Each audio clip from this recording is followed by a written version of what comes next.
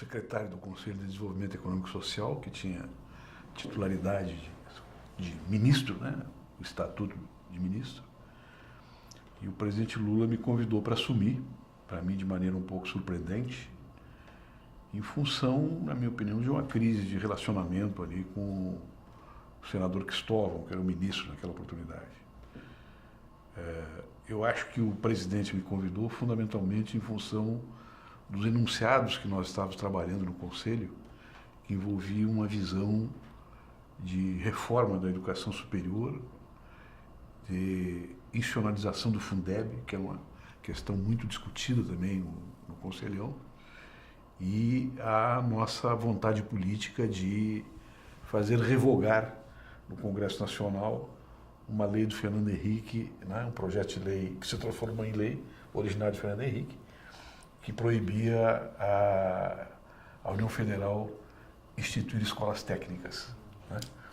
Essas três questões eram muito discutidas no Conselho e eu, evidentemente, exercia uma certa vanguarda nessas discussões, juntamente com acadêmicos, professores e técnicos que trabalhavam no Conselhão. Eu acho que isso chamou a atenção do presidente e ele então resolveu me convidar para assumir o ministério.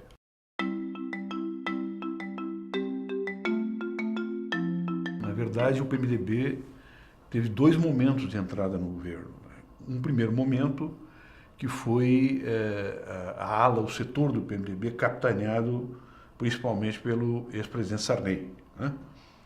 E depois, num outro momento, o PMDB se integra como conjunto, como totalidade no governo, com uma certa restrição, inclusive, desta ala inicial, por disputa de poder, por disputa de nichos de participação no governo, quando se dá a entrada do PMDB através do Michel Temer, né? Que passa depois a ser candidato a vice-presidente da República. Nesse momento, era um momento em que a base parlamentar do governo ainda não estava plenamente definida. Havia um desequilíbrio nessa relação, porque os governos que se compõem no Brasil são governos, na verdade, de coalizão presidencialista, né, que vão formar a sua maioria depois de ganhar a eleição, porque o partido, né, do presidente normalmente não tem a maioria, como ocorre, né, como deveria ocorrer, né, num sistema mais equilibrado, institucionalmente e politicamente mais equilibrado.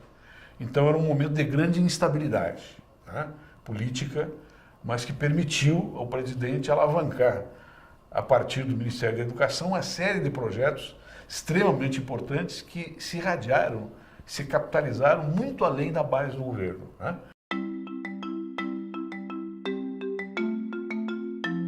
O ProUni, ele foi aprovado no Congresso Nacional, né, nas instâncias do Parlamento, com absoluta maioria, com uma maioria absolutamente tranquila, envolvendo outros partidos, envolvendo outras personalidades, envolvendo, né, a Comissão de Educação da Câmara, que naquela oportunidade tinha a direção do ex-deputado Gastão Vieira, que eu não sei ainda se ele é deputado, nos ajudou bastante, e que era do PMDB. Então, eu creio que as políticas que nós desenvolvemos ali ajudaram também o governo a dar uma ampliada e dar uma consolidada na sua base parlamentar.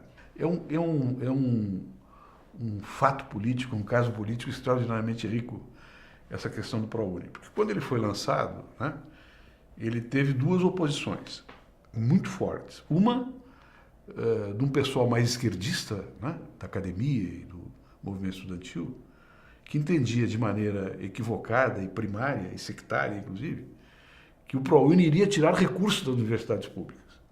Enquanto que eu mostrava para eles, olha, nós, paralelamente ao ProUni, nós vamos expandir a Universidade Pública Federal, como realmente ocorreu, foi uma explosão no governo Lula, que começou naquele momento, né? Mas eles entendiam que o governo ia drenar recursos para as escolas privadas, porque o nome técnico que dava ingresso para os alunos do ProUni era uma bolsa, então que o governo ia pagar essa bolsa. Na verdade, o governo estava cobrando uma dívida, né, das universidades que não davam contrapartida pela sua filantropia.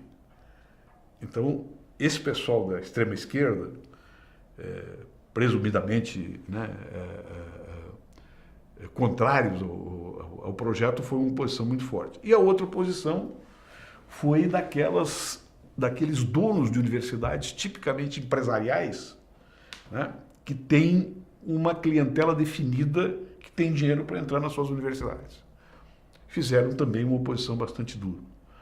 Nós fomos fazendo um trabalho de esclarecimento, né, de lado a lado, de parte a parte, e também mostramos que essas universidades empresariais, se quisessem, poderiam aderir ao ProUni, né, de uma forma específica que permitisse que se utilizasse a capacidade instalada delas para colocar alunos originários, né, das classes populares. Isso aí foi se montando, foi se articulando. Nós pedimos, no começo era 16%, 15%, 12%, né, e das vagas, né, para condicionar a entrada das universidades no ProUni. E chegamos, se não me engano, a 8%. Né, foi o acordo. Quem foi que fez esse acordo? A minha base parlamentar do PT estava toda ela coesa, embora pequenos setores mais esquerdistas do PT fossem contra, depois não ficaram contra, depois, inclusive, aproveitaram politicamente, né, junto ao movimento estudantil. Mas tinha uma postura oportunista em relação ao ProUni para tentar cultivar um certo esquerdismo que é mais ou menos natural no movimento universitário. Quem é que fez essa composição? Quem fez essa composição foi o senador Antônio Magalhães. Eu precisava dele para ele deslocar os setores mais conservadores para o nosso campo. Então eu fui fazer uma visita para ele, a minha base estava coesionada, PT, grande parte do PDT, uma boa parte do PMDB, mas esse ranço conservador ainda estava muito bloqueador, né, da aprovação. Aí eu conversei com o Antônio Carlos Magalhães e disse a ele: olha, senador, esse projeto aqui, ele tem por dentro dele uma política de cotas. A Bahia tem, se não me equivoco, pelo IBGE, 60% ou 70% de afrodescendentes. Então isso aí, para o seu estado, vai ter uma expressão extraordinária. Ele disse: sabe que o meu filho já tinha morrido, e ele gostava muito de ti. O Antônio Carlos Magalhães era sempre assim, né, do gostar ou não gostar. Gostava muito de ti, me falava muito bem de ti. E nós vamos aprovar esse projeto. Mas tu vai ter que baixar para 8%. Porque daí eu convenço os empresários, né, da área da educação. Eu digo: está feito o acordo. O projeto foi aprovado com 2 ou 3 votos, 5 votos, uma coisa assim, de rejeição, em função desta atitude que o Antônio Carlos Magalhães tomou, né? Desequilibrou a relação dentro do conservadorismo em função da visibilidade que tinha para ele o sistema de cotas, que influía realmente no seu estado de uma maneira decisiva. Teve um papel no ProUni. O Antônio Carlos Magalhães teve um papel importantíssimo no ProUni. A bancada do PT toda teve um papel extraordinário, né, no ProUni. O deputado Gastão Vieira teve um papel importante, a bancada do PCdoB. Né? O PCdoB foi quem fez a vanguarda da discussão sobre o ProUni no meio universitário, onde eles eram muito fortes e nos deu uma sustentação extraordinária. Né? O Maris Guias, né, que é dono de universidade educacional, teve um papel importante também, porque no momento decisivo o Lula estava meio em dúvida a respeito de onde tirar os recursos. Né? Se era uma contrapartida da filantropia ou se ia tirar recursos do fundo de garantia. Né? E o Maris Guias teve uma atitude muito frontal. Chegou e disse para o Lula, eu estava conversando com o Lula lá na granja lá do Torto, né? Nós estávamos no almoço lá de trabalho, e o Maris Guias disse assim: esse projeto é o projeto mais genial do seu governo, presidente, não deixe ele passar. Teve uma influência também na decisão do presidente. Então o ProUni realmente foi uma arquitetura política extraordinária, da qual o governo deve ter muito orgulho. E eu, como protagonista, também tenho.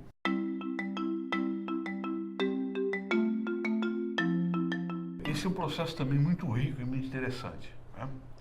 Quando surge a proposta das cotas, né, ela começa a ser fortemente combatida, né, por uma visão, na minha opinião, um pouco estereotipada e outra visão mais conservadora.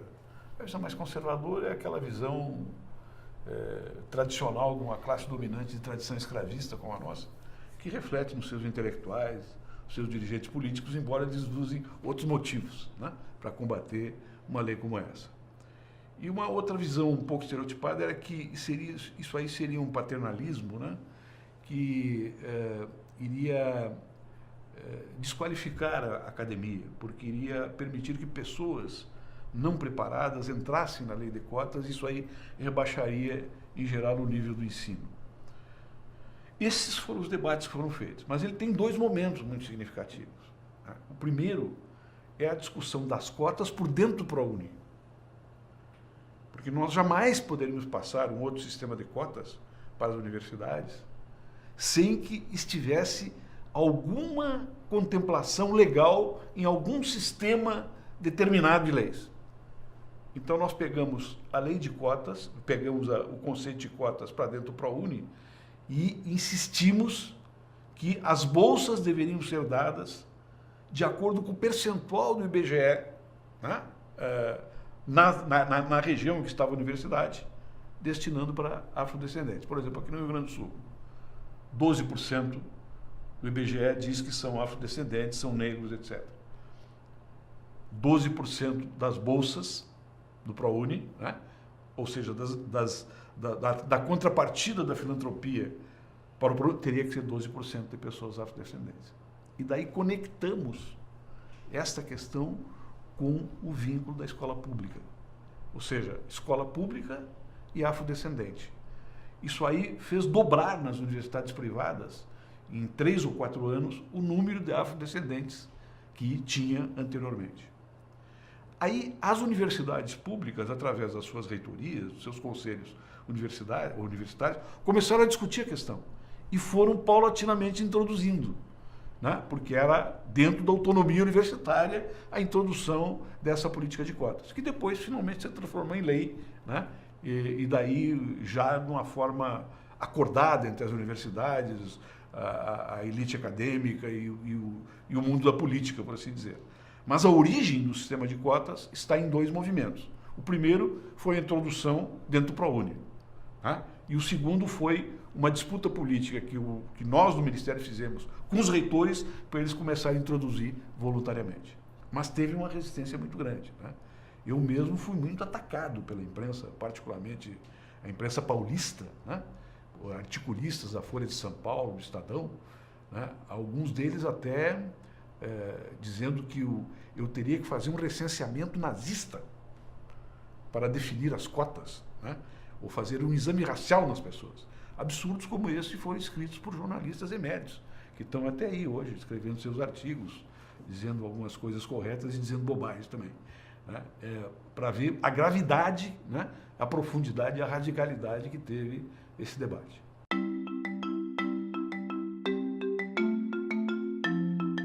As pessoas que trabalharam comigo, né, ao longo, né, dos últimos 30 anos assim, da minha atividade política, se acostumaram com uma discussão, né, que não só que trabalharam comigo, mas que convivem comigo politicamente. Que era uma insistência permanente que eu fazia que a estrutura de classes da sociedade capitalista moderna estava mudando. E que as formas através das quais a luta de classes iria se processar seria diferente.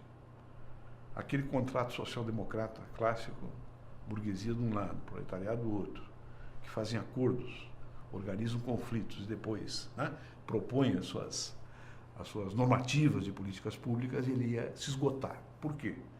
Porque ambas as classes se fragmentaram. Então, as classes fundamentais, né, do sistema de poder democrático mais avançado, que era o social-democrata, estava totalmente fragmentado. E começariam a aparecer, né, como já estavam aparecendo, no fim da década de 80, metade da década de 80, fragmentos das classes que se apresentariam com demandas diferentes. As demandas sindicais passariam a segundo plano, seriam negociadas dentro da ordem, e as demandas mais rebeldes e mais complexas viriam das ruas, desses movimentos, da diversidade sexual, da negritude, das novas manifestações culturais, dos índios, gays, lésbicas, né? Juventude sem teto e sem perspectiva de trabalho, juventude estrangulada por um modelo cultural, né, consumista ao qual ela não tinha acesso de maneira plena, e que nós precisávamos então formatar para a educação algo que abrisse escotilhas de relacionamento, de diálogo e de produção conceitual com esta nova diversidade. Isso que determinou isso que orientou a instituição dessa secretaria, e, aliás, um trabalho excelente feito pelo Ricardo Henrique lá no seu começo. A visão que o Cristóvão instituiu era uma visão correta, né? Mas, na minha opinião, não tinha respaldo na estrutura técnica e institucional do próprio MEC para ser acompanhada e ser implementada. Porque ele, na verdade, buscava a energia de instituições privadas para fazer de maneira conveniada com o governo uma grande campanha de alfabetização. Isso é positivo, mas tem os seus limites, né? Porque nós sabemos que as energias que vêm do mundo privado têm que compatibilizar sempre as finalidades da empresa, as finalidades da instituição, com os recursos que ela passa para qualquer programa, né? Então, embora viesse de uma vontade política positiva, tinha perna curta. Quando nós combinamos esses movimentos com a estatização do processo de alfabetização, colocando, né, a estrutura pública, municipal, né, e estadual e federal para reencetar e aprofundar a campanha, nós encontramos dificuldades extraordinárias. Dificuldades de infraestrutura, dificuldades de técnicos adequados e dificuldade de recursos. Então, como tu dizes, se caiu na realidade e o programa passou a ser, embora mais profundo, mais eficaz, mais lento, e não se chegou a esse processo de erradicação, né? Eu, num determinado momento, estive em Cuba, né, e observei uma metodologia e um processo de alfabetização em Cuba que foi responsável praticamente pelo zeramento da alfabetização naquele país. E nós trouxemos esse programa para cá e ele começou a ser implementado de maneira experimental no Piauí, né? Naquela época, o Obama não tinha ido a Cuba, então a direita brasileira, né, sempre que se trazia alguma coisa de Cuba, ela achava que estava se importando alguma coisa, né, alguma coisa suspeita. Esse programa começou a ser implementado, depois eu saí do governo e perdi o controle dele. Mas realmente foi uma política forte do governo Lula, mas não atingiu aqueles objetivos programáticos que nós estávamos perseguindo.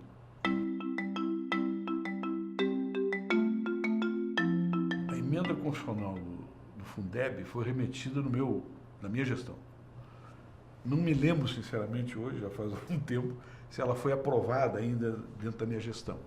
O fato é que ela só foi regulamentada dentro da gestão do Fernando Haddad. Qual era o obstáculo fundamental do Fundeb? A vinculação de receitas. A Fazenda era contra a vinculação de receitas, porque isso aí diminuía o espaço, né, marginal que o ministro da Fazenda tem para administrar o orçamento público, né?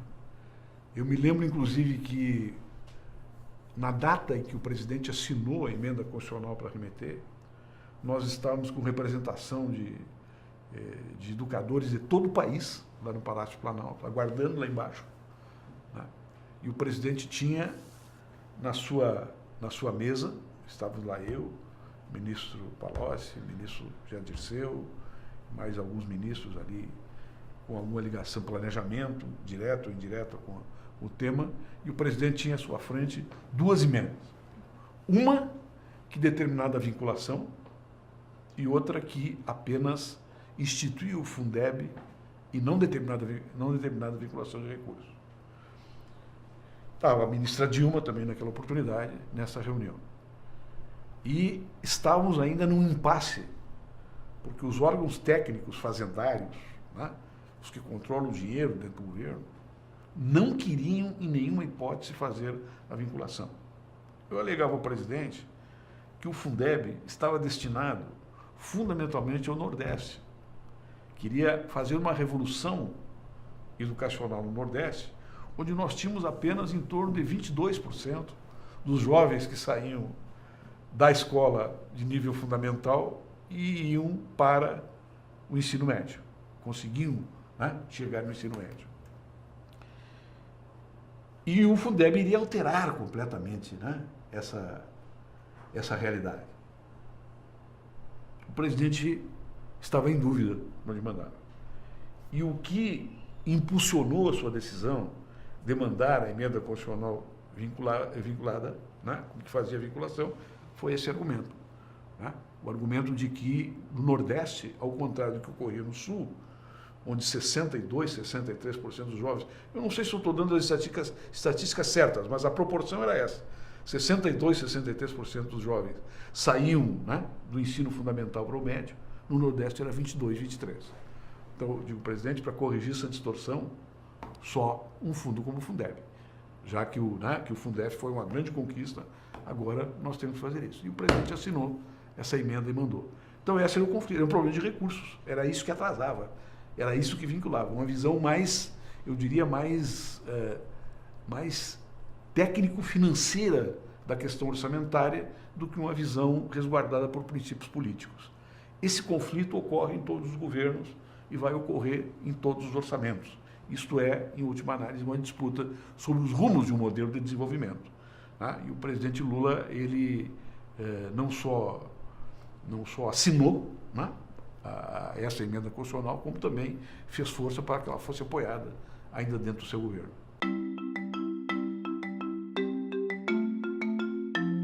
Eu acho que foi uma decisão política, e essa pode ser observada pelo valor do orçamento do MEC no ano que eu entrei e o valor do orçamento do MEC no ano seguinte.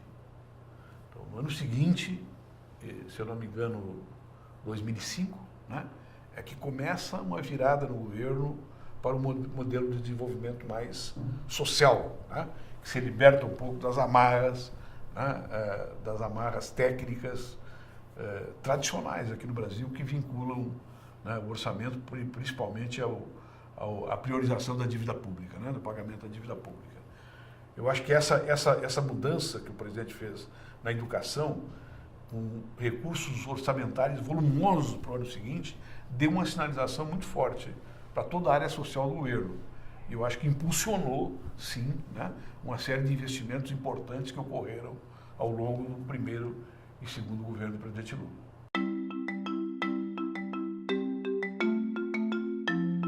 Quando eu fui fazer uma avaliação com a minha equipe das escolas técnicas que estavam sendo construídas com recursos do governo federal, também não me lembro o número, mas é aproximadamente isso. Estavam sendo construídas praticamente 50 escolas técnicas com financiamento que vinha do Banco Mundial ou do BID.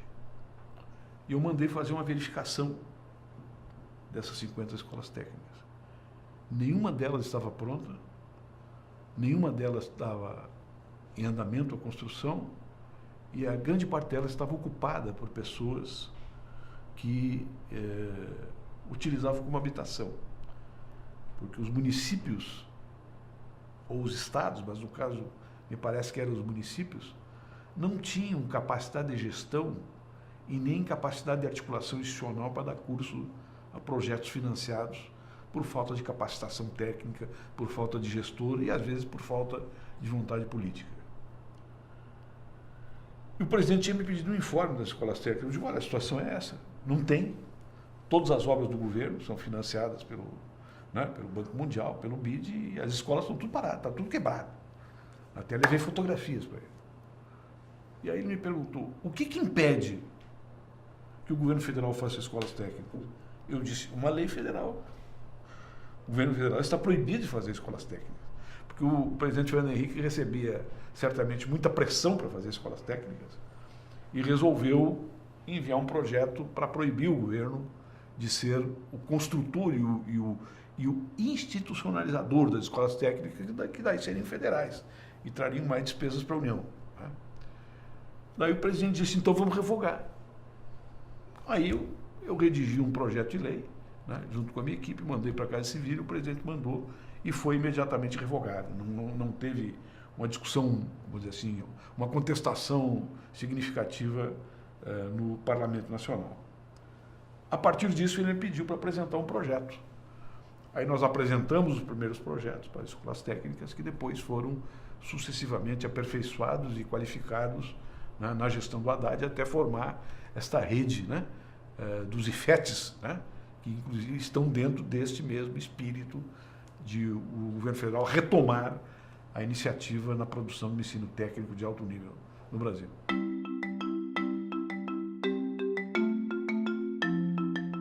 Os problemas que eu enfrentei na questão do ensino superior ainda eram muito elementares, porque elementares que eu digo para o nível de desastre que era o ensino superior no Brasil. Era, primeiro, uma questão conceitual, qual é a função da universidade. Segundo, a universidade superior, as escolas superiores no Brasil, a Universidade Pública Federal, era subfinanciada. Em terceiro lugar, eram poucas. Então, nós tínhamos que responder essas três questões. Tá? Qual é o conceito de universidade? Tá? Qual é o nível de financiamento adequado e quais são as regiões que nós temos que instalar na universidade. E esse foi o meu papel, né? Que depois foi não só aprofundado e avançado na gestão do Haddad, né? Como também, se é que eu dobrei o número de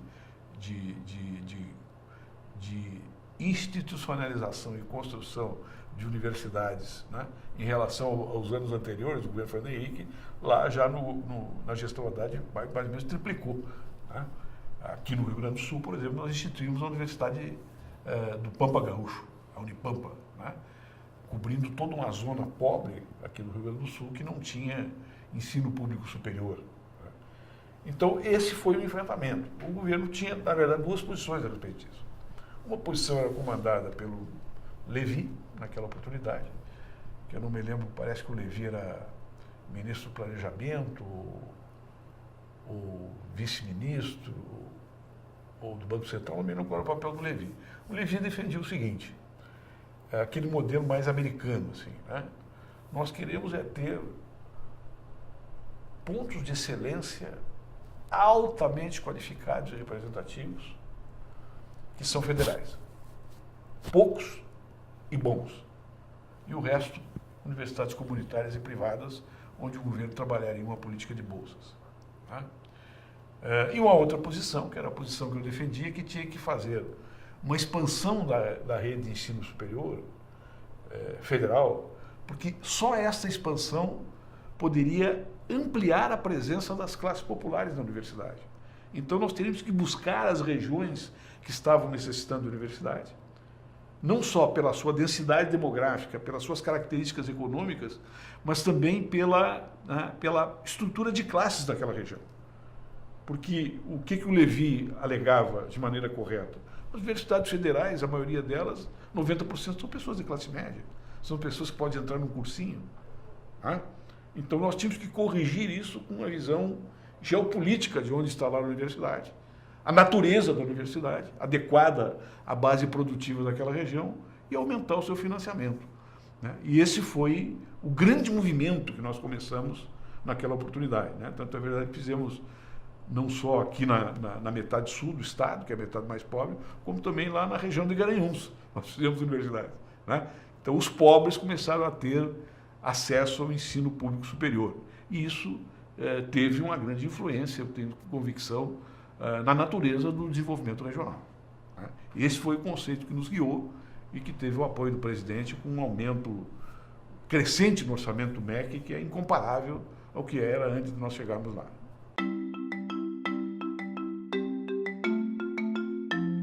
A minha saída foi determinada por um fato político externo ao governo, que foi a crise na direção do Partido dos Trabalhadores, né, quando o Genuíno era presidente, e o mensalão estava, o chamado mensalão estava no seu auge.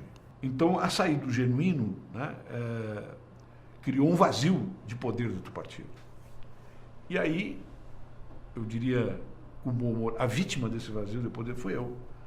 Né, que eu tive que sair do Ministério da Educação, pedir licença ao presidente, o presidente concordou, né, que era um momento importante para tentar recompor um mínimo de estabilidade no partido e chamar eleições.